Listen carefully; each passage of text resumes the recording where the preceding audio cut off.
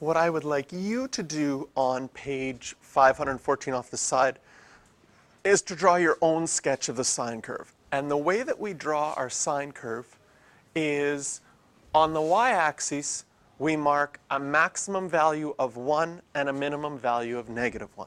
If we think of our unit circle, the biggest our y-coordinate ever gets is 1, and the smallest our y-coordinate ever gets is -1.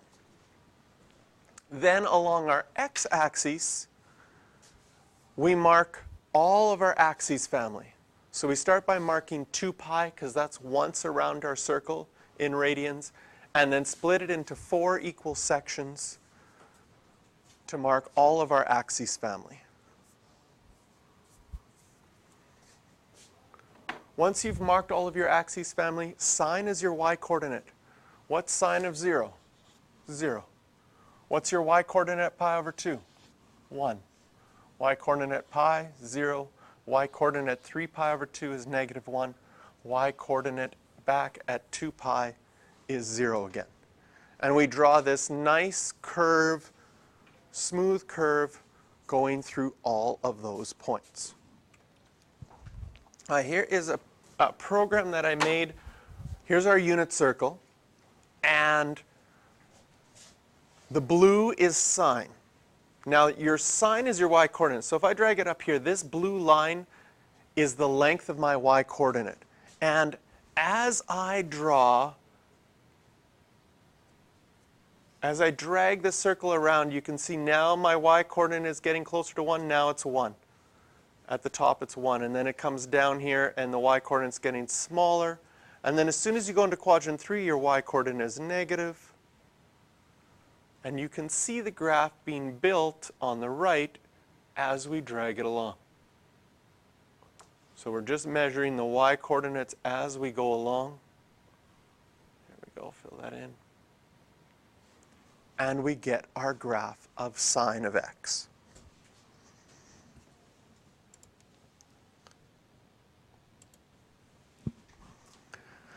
Some definitions that we can highlight in our notes.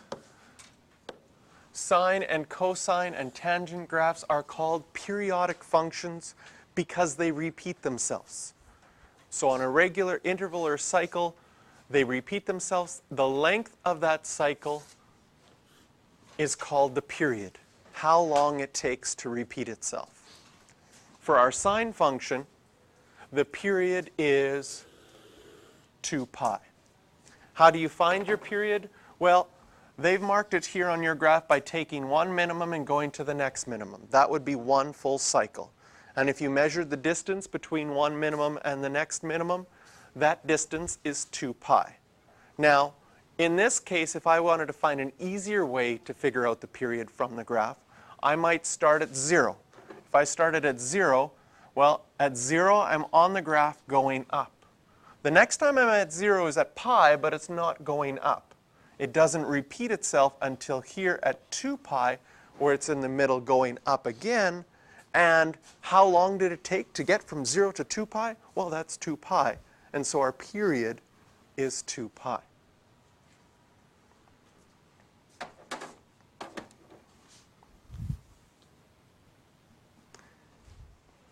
If we look at our graph, we can figure out the domain of our function. Well, since it continues on forever, our domain is everything. Our zeros are our x-intercepts. Now this is where things get a little complicated, because if it continues on forever, you have a lot of x-intercepts. If we start writing them down, I have one at 0, I have one at pi, I have one at 2 pi. What's the next one going to be at? 3 pi, then 4 pi, and so on. And if you do the negative direction, you have negative pi, negative 2 pi, negative 3 pi, and so on. And so we need to find out a way to write them all. And we use the same sort of idea that we did with coterminal angles, where we use an integer k to figure out how to write them all. If I look at a pattern here, can you see that we have all the whole numbers, positive and negative, multiples of pi? And those numbers I can write as, they've got it right here. I'll highlight it. K pi, where k is an integer. So k pi means any integer times pi. Could be 0, which is included. Could be 5, which is included. Any integer times pi.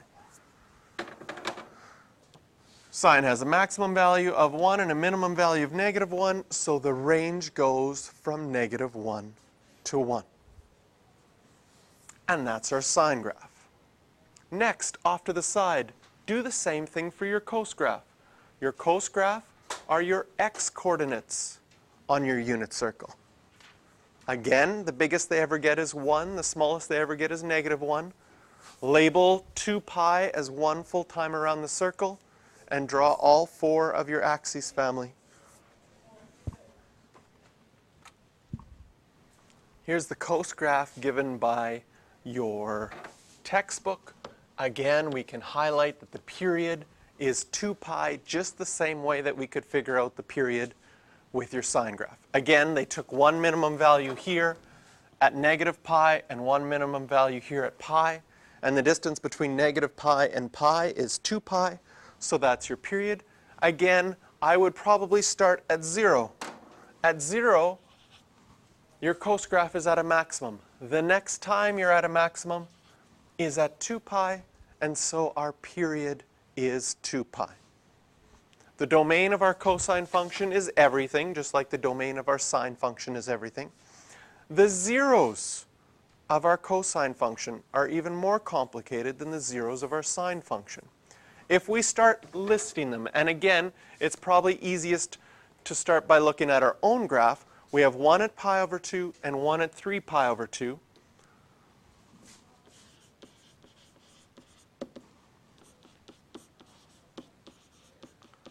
What's our next one going to be at?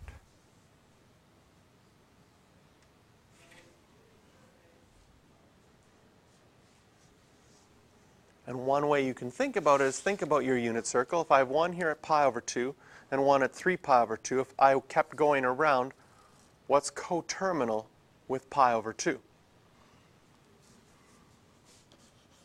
5 pi over 2. And then what's coterminal with 3 pi over 2?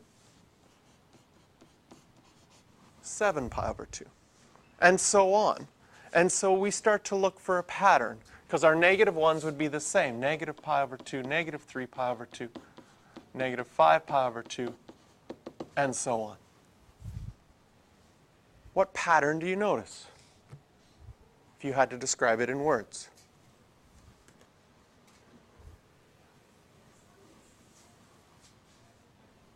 They're all pi over 2.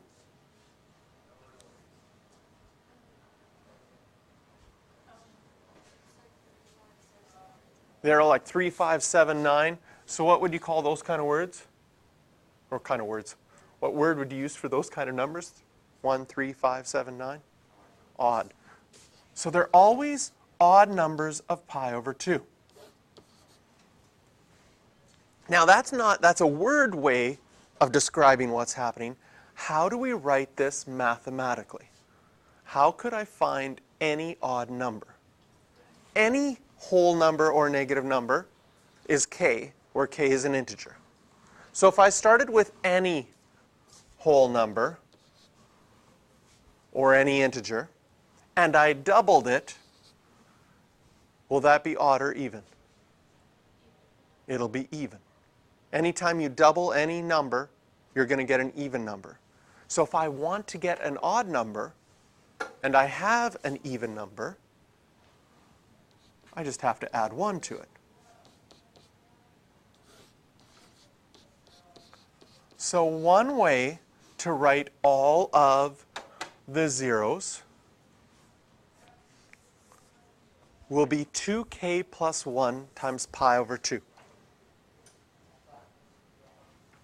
Another way is to look for a different kind of pattern. And the different kind of pattern that you can notice is that if you look at your zeros of cos, what's the distance between one and the other? How far is it to go from pi over 2 to 3 pi over 2? Halfway around the circle. So to go from this one to this one, you're going to have to add pi. And to go to the next one, you're going to have to add pi again. And so if we can get to any one by having a starting point and then adding pi or subtracting pi as many times as we want to, another way we could write this is say start at pi over 2, because that's one of them, and then you can add or subtract pi as many times as you like. So either one of those expressions shows all the zeros of cosine. The second one is very similar to coterminal angles, right? Coterminal angles we wrote plus 2k pi, or plus k times 360 degrees. This one we don't have to go around a full circle, we're just going around half the circle to get to the next one. So we can just go plus k pi. Again, just like sine, a maximum of 1, minimum of -1, and the range goes from -1 to 1. Some other characteristics that we're going to highlight, some other important definitions. The amplitude is the distance from a maximum or minimum point from the center line. So when we go and when we draw this, we'll often draw our center line with a red dotted line. It's not an asymptote, but we'll draw it like an asymptote. Our center line is at y equals 0. Sometimes another name for our center line, way more fun, sinusoidal. Another name for your center line is your sinusoidal axis, because that is about which it swoops up and down around an axis. The amplitude goes from that center line to a maximum, or from that center line to a minimum. This distance will be the same either way. Our amplitude in this one for sine and cosine is equal to 1.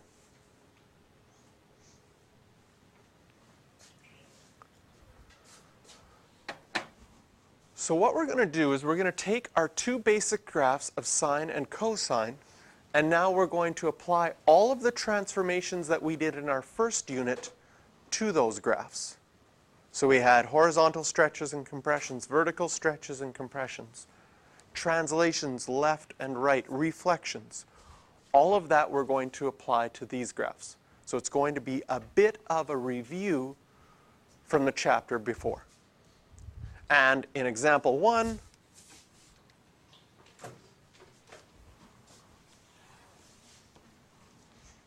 we've got numbers in front of sine and cosine. Now, the question says just determine the amplitude. We're going to determine the amplitude and graph as we go along so that we can really see what's happening. First of all, in A, if you have a 2/3 out in front of your function, vertical or horizontal? Vertical. Stretch or compression? It's a compression because it's 2/3. And so what happens when we go to graph this, and we are going to learn some shortcuts for graphing our function. We know that our normal sine graph had a maximum of 1 and a minimum of a -1. So our y values were 1 and -1. And now that we have a 2/3 out in front, our maximum will be 1 times 2/3 and -1 times 2/3, or 2/3 and -2/3. When we graph this, we will mark one period on our x-axis. Our period is 2 pi. Split it into 4 equal sections. So these will just be your axes family.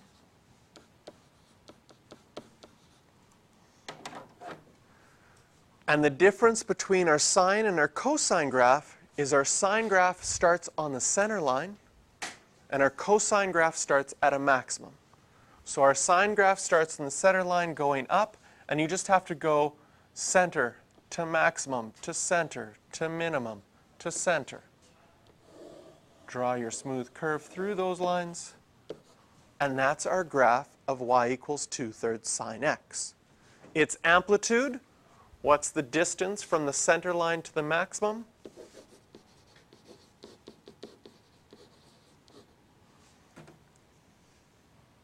Our amplitude is 2/3.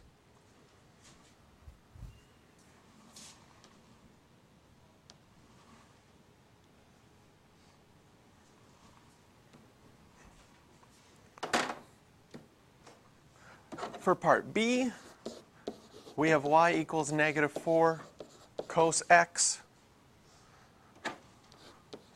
The negative, is that a horizontal or vertical reflection? It's a vertical reflection. And the 4, also outside the function, that will be a vertical stretch.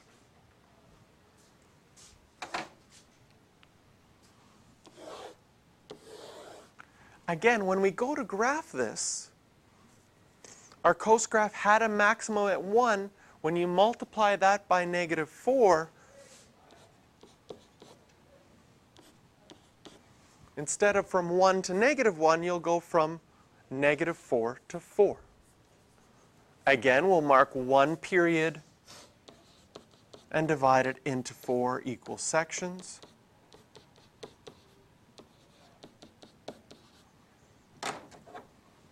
And a cosine graph normally starts at a maximum, but because there's a vertical reflection, your cosine graph is going to start at a minimum. So we start at our minimum, and then in each of the 4 sections we switch. Now we're minimum to center line, to maximum, to center line, to minimum. Draw your curve through those. And our amplitude, which is the distance from your center line to the maximum, is 4. So one of the things you're going to learn in these graphs, and we looked at what happens when there's a value in front of sine or a cosine graph, that value, and we label it with A because it's the first value you run across when you go from left to right. That value A is always your amplitude. But our amplitude is always positive. So here the A value is -4, but our amplitude would still be 4.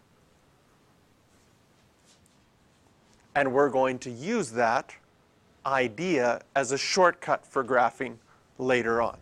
That whatever value's in front, that represents your amplitude. Okay, here's some questions for practice. 3A and B, 4, 5, and 9.